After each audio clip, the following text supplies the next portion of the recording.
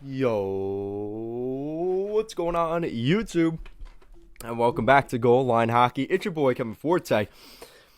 Today we're jumping on a bandwagon out to California. The California teams kind of shocking everybody, including myself. So we're going to be taking a look at them today. So the one California team that I thought was going to do well this year was the LA Kings, and rightfully so, they've done well. And they're going to do even better now that they have a new Crypto.com building that they'll be playing in, so probably going to give them some luck.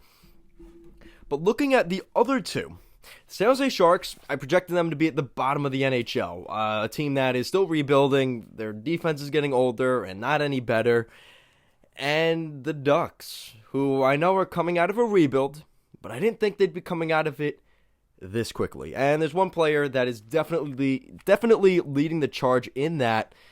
So we're going to go over that. So the first team we're going to go over is the Ducks. The Ducks right now, 10-4-3 in their record. Now remember, this is a team that had a 4-game losing streak at one point. They're first in the Pacific Division. They're on an 8-game win streak. And you look at their top point producers. You got, John Gibson, who's got a .925 save percentage, a 3.71 goal save percentage, which is really good. The captain, Ryan Getzlaf, he just broke, I think it was 1,000 points or something like that. He's got a goal, 18 points in 17 games. Ryan Getzlaf, what is he, 39, 40 years old?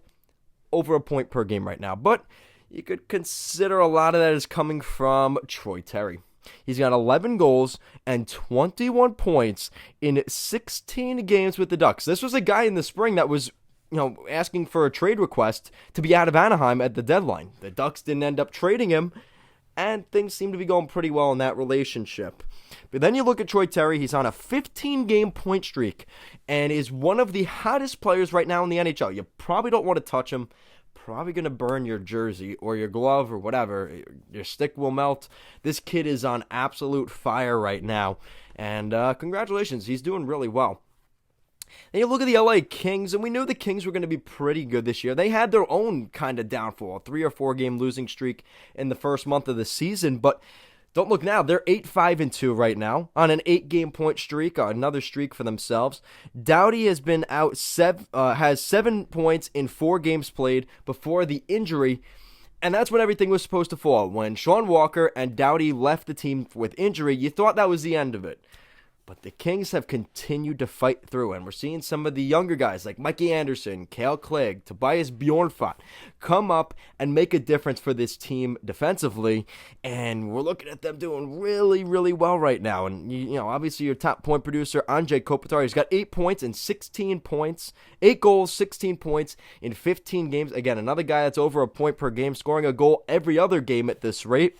Alex Iafallo, who's also playing with Kopi, 6 goals and 13 points in 15 games. And Jonathan Quick, the Renaissance tour for Jonathan Quick. He's got a .935 save percentage. He's been really, really good for the Los Angeles Kings and continues to give them an opportunity in games.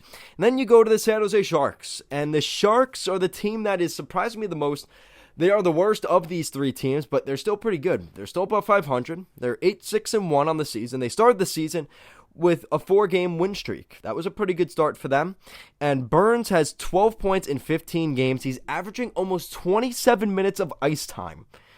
Yeah, that's pretty insane for an older, again, a mid-30s Brent Burns. James Reimer has been head and above heels one of the best goalies in the league right now. He's got some of the best numbers in the league. The free agent acquisition this summer has a .943 save percentage for the San Jose Sharks. Logan Couture has 6 goals in 14 games and 14 points. And Timo Meier's got 6 goals, and he's also got 14 points in 10 games. So the San Jose Sharks, the LA Kings, and the Anaheim Ducks are really firing on all cylinders. And what's the key to that? Well, obviously, it's the guy that can score goals. It's Timo Meier on the Sharks. It's Anze Kopitar on the Kings. And out of nowhere, Troy Terry on the Anaheim Ducks. And, of course, the goaltending. Like I said, the goaltending's been really good for all of these teams. But the most shocking has definitely been James Reimer. And a .943 save percentage. Just absolutely incredible. And man, I mean, sometimes all you need is that little bit of, I mean, you want to call it luck, but you create your own luck. And I think Doug Wilson and even the new ownership, the new management in Anaheim and the LA Kings, they just have the right group of guys that give them success. Or at the very least, yeah, they may not be the best roster on paper. You look at, the starting lineup for the Anaheim Ducks versus, say, the Toronto Maple Leafs. You're even Vancouver, who they beat the other night. You're probably thinking to yourself, yeah, you know what? Probably going to not be in favor of the Ducks. But what Dallas Eakins has been able to do is get the most out of his players.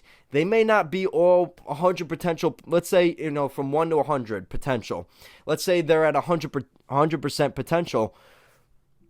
Well, your max cap maybe, let's say they're at 85 or 90 at best. Dallas Eakins will get that 85 or 90 at best from all of his players, and it's enough for them to have the success they've had. And obviously, the Kings, we expected a little bit because of some of the additions that are coming in internally from guys that have been getting drafted. Rasmus Kupari, obviously on the defense, all the changes they have there.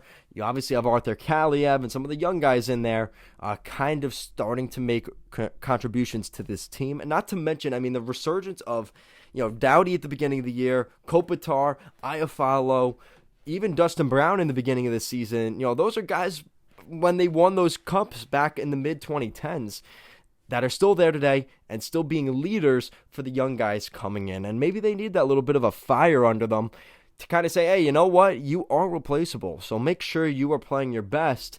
And maybe they needed that little bit of a push this summer, and it seems to be helping out the Los Angeles Kings.